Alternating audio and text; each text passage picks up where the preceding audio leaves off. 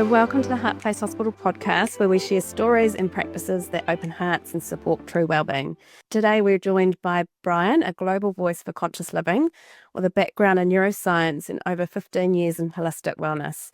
Brian, you blend ancient wisdom with modern science to guide people toward mindful, balanced and purpose-filled lives. So from Tibetan Buddhism teachings to co-founding Conscious Action and teaching wellbeing at AUT, which is Auckland University of Technology, Brian's work is rooted in compassion and intentional living. So in this episode, we're planning to explore how to bring conscious practices into everyday life and embrace holistic healing and live with more connection and purpose. So welcome, Brian. Thank you. Thank you so much for having me here. It's a pleasure, as always, to connect with you. As you've been on my podcast, now it's my turn. And no, I'm loving this reciprocity. It's fun. Yeah. Yeah. So I guess we start really, Brian, with a bit of a whistle-stop tour or speed dating on how you've got to where you are today. Yeah, I often share that I've been really fortunate that when I was a kid, my parents started their journey of, discovering themselves and spirituality and personal development. So by the time that I was a teenager, that started to kind of be at home a little bit. But it was really nice because my parents were really open, but also not pushing anything to me or my siblings. So it was more of they want to come to a class or not. And for some reason, I started to say yes to these things. I started to say yes to go to a meditation class or go to a sound healing or go to a Reiki session. I didn't know what they were, but there was something in there that was resonating. And it wasn't up until then that I started doing these different practices that I realized how stressed I was and how anxious I was and how disconnected I was from myself, from my body, from my feelings. I remember all throughout my childhood, even the first years as a teenager, that my parents would ask me, "How are you?" And I would always say, "I'm good, I'm fine." And my mom would always probe, kind of like, "How are you really?" I'm like, "Oh, I'm good." And I realized now, I actually thought that I was okay because I was so disconnected that I didn't have another answer. I wasn't trying to hide anything. I was just unaware of it. And, I started to practice more and more by the time that I was 15, 16, 17. I started to do Tibetan yoga, which was, for me, one of the game changers. It really helped me to connect with my body, to the feelings, to energy. And through that, I started to understand how to use meditation as well with movement and with, like throughout the days, even if I'm not sitting in meditation. And I started to go more into exploring. I was kind of like this curious person and like, what's there? It's like, oh, there's this technique, there's this modality, there's all of these different things. And I was like, let's go and explore. And some of them I really resonated and I loved them. And some of them I was like, no, this isn't for me. So I just started to get more and more into that path. As well as, I was kind of like having my regular life, going to school, going to university, working, as a journalist on the radio and all of these different things. And one of the interesting aspects was that back in 2007, neuroscience became a career or became, something that you could study. So I did my postgrad in neuroscience back then, which was really interesting to get me a lot of understanding of how the brain works and how we work, but as well how everything that I was learning from more, let's say, spiritual or Eastern philosophies, how they actually were saying the same things that neuroscience was starting to prove. So that was a really, really interesting part of my understandings and my learnings. And then fast forward a few years, I moved around. I lived in New York and then I went to Europe. And then I was, one day I was working on a desk. I was in Berlin in Germany, and my contract was going to run out, and they asked me if I wanted to renew it. And I'm like, nope, I'm not going to renew this. And I was like, I'm not sure what I'm going to do, but not more of this. And I started to search for, different things that I could do. And then I remembered that when I started practicing Tibetan yoga back in Argentina, that my teacher mentioned the place where the Tibetan Lama was in California, where they teach this. And I was interested in going deeper. So I was like, oh, could I go and live there, and potentially explore this more? So I messaged, and then 2 weeks later, I was there. So I lived in this beautiful place in the middle of the mountain, in the redwood forest, in California, and at this Tibetan Buddhist Retreat Centre. I lived there for a few years, studying Buddhist teachings, Tibetan yoga, meditation. And for me, this moment of my life was a moment not only of a lot of expansion and a lot of understandings, but as well on how to integrate all of that into daily life. How to be able to be here talking with you and be present. How to be able to understand that I can use every single circumstance of my life as a practice. So that was amazing. And through that, I actually started teaching in there. And as I started teaching, and I was always doing, like kind of like healings here and there for people, but I wasn't really doing that for work. And then I'm like, people started to pay me to do all of these things. And I'm like, okay, I think that I might just do this. So, like now for the past 15 years, that has been what I've been doing, supporting people, sharing what I loved and what was the things that helped me. But always with a very open mind. I'm very curious and a very holistic perspective, because for me, all of the things that helped me were so different that I want to share all of that in that way, because as you know, Jackie, we are all different. We all need something different. And that's what we need to show up with, different tools on the toolkit to support whoever is in front of us. So that's a little bit on a nutshell. Yeah, I love it. And there's so many things I want to witness. Firstly, like Heart Place Hospital, you're the bridge. You've had the neuroscience, and then now you've had that lived experience of working with modalities that are typically often called, alternative, and you've bridged them together. And then I love how by default that it ended up being essentially a career for you, or a way for you to sustain your living. And then the other thing I really want to witness as well, and something that a lot of our visitors to Heart Place Hospital are battling with, is that when we are living in this more conscious unity, that we still, we're still partners, we're still parents, we still go to the supermarket, we still, we still function within this world. It's just that we integrate all those parts of us all together and feel more and more safe to show up in the world like that. And I know for many of us who have been frontline workers, we put a mask on, and we were taught to do that. We were taught to have a professional part to us and then a personal part to us. And I know that many of us now living more consciously, there is no two. There is us, whether we're in the supermarket or whether we're hosting a sound healing or a healing circle. So it's quite a shift, and I'm just curious if you could share maybe different to what I experienced, which was there was quite a lot of lead linings for me to turn into silver linings, and I just wonder if you could share what the journey's been like to really integrate all those parts to yourself. Yeah, I think that, of course, as you're saying, we're all going to have a different path with this, and how we get into it and how we start to integrate. For me, integration has been key, like integration into daily life.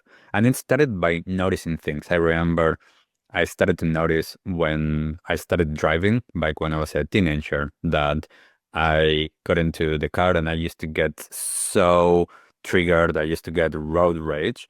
And I remember that around that time, I started practicing more regularly Tibetan yoga. And suddenly I started to notice that instead of when I was driving and someone cut me off, instead of reacting as I would, I just noticed like, ooh, there's all of these feelings in my body, and I could feel where they were, and I didn't need to react. I could just respond to the moment. So I was like, oh, there's something here. And little by little, I started to understand that, as you're saying, there's all of these parts of my day. I am going somewhere and I am, just waiting in line to go to the bank or, to buy something. And just changing the perspective of, okay, what can I do at this time? How can I make the most of this time? I'm waiting in line. This line is not moving any faster just because I want to be anxious about it. Can I use this moment to meditate or to become more aware or to pay attention to what's around me? So I started to do that, and then I started to, in a sense, play. One of my teachers, a lot of times, like, he used to say that life is about experimenting and being curious and playing. So I just started to play. What happens if one day I'm out for a walk and I trust my body? I don't have a plan of where I'm going. I just trust my body to tell me where I'm going. So I started walking and I get to a corner, and then I allow my body to tell me, am I turning right? Am I turning left? Am I continuing forward? Am I turning back? And I started to get more trust in my intuition with that, because then I started to, like, I would turn somewhere and then I would meet someone that I haven't seen for a while. And I'm like, oh, synchronicity. So I started to notice those things. So I started to play more and more. And I started to realize, okay, daily life is a wonderful place. Even work, it's a wonderful place for me to practice and to get to know myself more and to understand, okay, I tell this a lot of times to people. I work a lot, I do a lot of work teaching, I see clients. I do a lot of work on the computer, as most likely you do too, because we all need to do some admin and a lot of different things. So when I'm in the computer, I'm using that time as well to understand how are my energy levels, how is my concentration level, just trying to use every single thing as a space for learning. And I started to, doing this more and more and more to, allow life to show me things about myself and about my circumstances, and to use that, in a sense, a lot of times as a mirror and being like, oh, this isn't working. What about me is not, supporting that, or is that perhaps not the place for me to be in? And just trusting that as a way of guiding me through life and through the days, so that I can live a much more conscious life every single moment. Because and this is something that I connect with a lot, and that really helped me on my path, is understanding I don't know when this is going to end. Life is impermanent. I am impermanent. I might die in 100 years. I might die today or any time in between. So understanding the preciousness of this life and the preciousness of each moment, not taking everything for granted. That doesn't mean I'm putting pressure into, achieving or doing things all of the time. It's about understanding that each moment is precious. So how can I make the most out of that? And, all of these little things are, parts of what started to make my life a more conscious way of living and much more integrative. Beautiful, beautiful. So I know you. I know you do work at AUT, which is a tertiary education institution here in New Zealand. So obviously with students, and I know that you also attract a lot of frontline workers, so people who work in the front of health education or in family systems. And so I just wondered if you could share some of the modalities that you share with them. Yeah, so I use a lot of the different ones. So a lot of times I share from the mind, from neuroscience perspectives, how to understand what's going on from more of a scientific perspective. I use a lot of mindfulness meditation practices. A lot of that comes from Tibetan Buddhist teachings, but a lot of it is more, let's call it more New Age, or, more Western style of mindfulness practices. I use a lot of somatic practices, so using the body as the vehicle for shifting energy or to move blockages. I do a lot of work with energy healing. I use a lot of modalities from that, but a lot of people might know more Reiki. Um, then I do a lot of work with family constellations or ancestral healing as a way of understanding all of the inherited beliefs, traumas, loyalties, all of the patterns that we are carrying from those that came before us. I do a lot of work with sound healing, something that I love. I think that sound healing not only will be one of the best medicines in the future, it already is. And there's a lot of research now that is coming out around that. So the vibrational medicine is so powerful. Um, so I mostly, work with all of this, and I do a lot of, kind of like more regular talk therapy or coaching as well. So those are most of the aspects that I use, depending on who's in front, what they need. It's very different when I'm at university teaching my students that majority of them just finish high school. It's like they are really young, than when I'm working with businesses that perhaps most of them are in their 30s or 40s or 50s, or when I'm working one-on-one with people. Everyone is different. So Yeah. it's so wonderful to have all of these possibilities of trying to look at things from a mind, body, spirit, energy perspective. Yeah, I love that. Yeah. And same with Heart Place Hospital is very bespoke and we meet people where they're at. So rather than that very much prescriptive, one size fits all, it's what's on top really, and start those breadcrumbs and really support nervous systems, right? So a lot of our disease, our behavior is caused by oxidated stress, by a pretty overworked nervous system. So a lot of what you're sharing is really supporting them to navigate, supporting that nervous system to back into equilibrium or Yeah. equanimity, I like to say. Mm. Yeah, and I think that one of the biggest things that as practitioners or facilitators that we can do to support that is to support a feeling of safety. A lot of times when, regardless of our trauma or childhood, the nervous system is going to be alert and is going to be unsympathetic if we don't feel safe. And unfortunately, most people don't feel safe, especially women, don't feel safe in general. Um, and our society, keeps on feeding us a lot of fears and a lot of, negativity that keeps all of that, so that we are with a lot of tension and we're holding. So the moment that we're able to create some safety, depending on each of us how we do that, then it's like, you know, we can breathe, the shoulders can drop, we can allow some, activation of the parasympathetic nervous system so that we can start to relax and to restore some of those things that we haven't been allowing. Yeah, beautiful.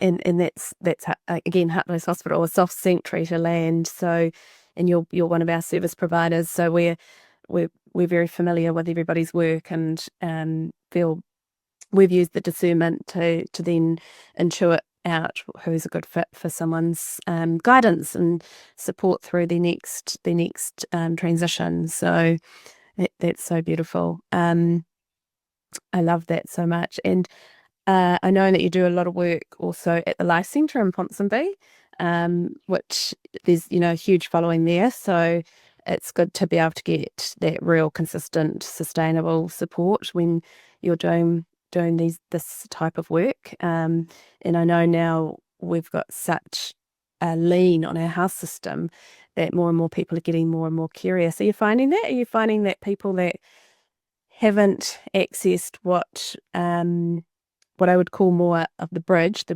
traditional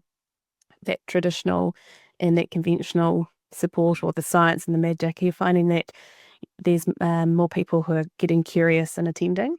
Yes, definitely. I mean, it's been building now for the last couple of years since the pandemic. I think that more and more people started to find some more, let's call it alternative. We are still Even though I don't think that it's alternative, a lot of people still call it alternative because it's not the I like to conventional. call it traditional. Yes. I think it's the OG, the original. Yeah. Yes, definitely. But it's not the conventional. Yeah. And so I get a lot of people that come, and they're like, I don't know what this is. A lot of them come a little bit sometimes hesitant or not knowing what it is. They just know that the conventional medicine hasn't been working for them. So, I get a lot of people that are completely burnt out, or that, like there's something going on with them that they can't explain, but their doctors can't explain either. So they just know that they can't continue as they are. So it's been an interesting influx in these last couple of years, especially 2024, 2025, like more and more and more, because I think that it's kind of like this point where people are kind of like, this isn't working. What else is there? So getting a lot of new people, which is always interesting, it's a very different um, approach working with someone that they don't know anything about all of this world and they are new to it, than someone that comes and they already, work a lot. They have had like a lot of healings and work with energy or more of the subtle aspects of life. So, it's a very different approach of how I need to approach it as well. Yeah. Yeah. And you definitely have to bring in all your different parts, don't you, when you're working with multiple people? Yeah, to meet them where they're at. That's beautiful. Oh, thank you so much, Brian. I just wondered if you could share with everybody how they can find you and something that's on top in your heart place at the moment that you can share with our listeners. Yeah. Everybody can find me with my name, Brian Berneman, brianberneman.com, Brian Berneman on social media, as well through Conscious Action. There's the Conscious Action podcast or even the website. But mostly nowadays I'm more on Brian Berneman. So, that's there. And something that is in my heart place at this moment is what I'm hoping that more and more people find their truth, their own truth, like that they're able to connect more deeply with who they are.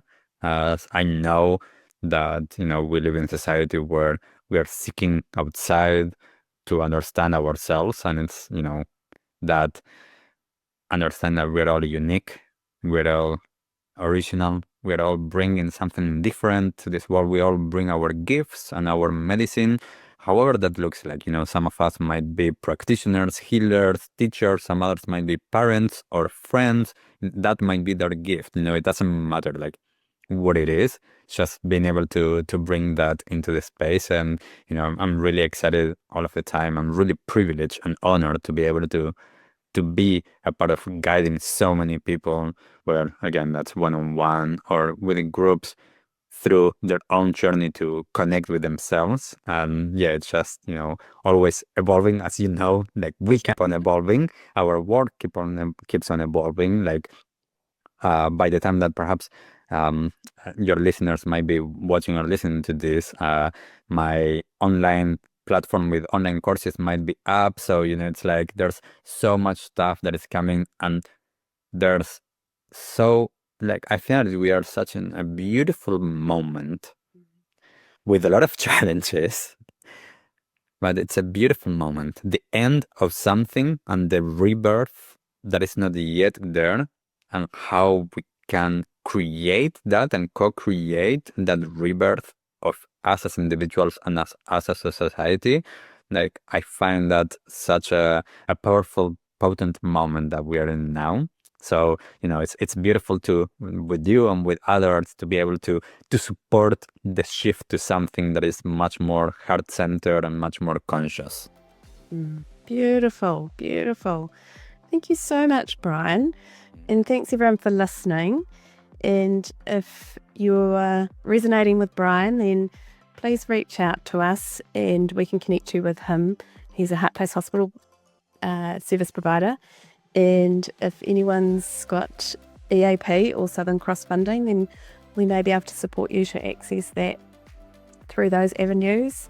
And each time someone supports themselves through Heart Place Hospital, they're also supporting us to support our really vital frontline workers. which then ripple effects out to our most vulnerable citizens, so our young, our future carers, our sick and our elderly. So it's a win-win for everyone. So thank you so much and look forward to sharing this. Yeah, thank you.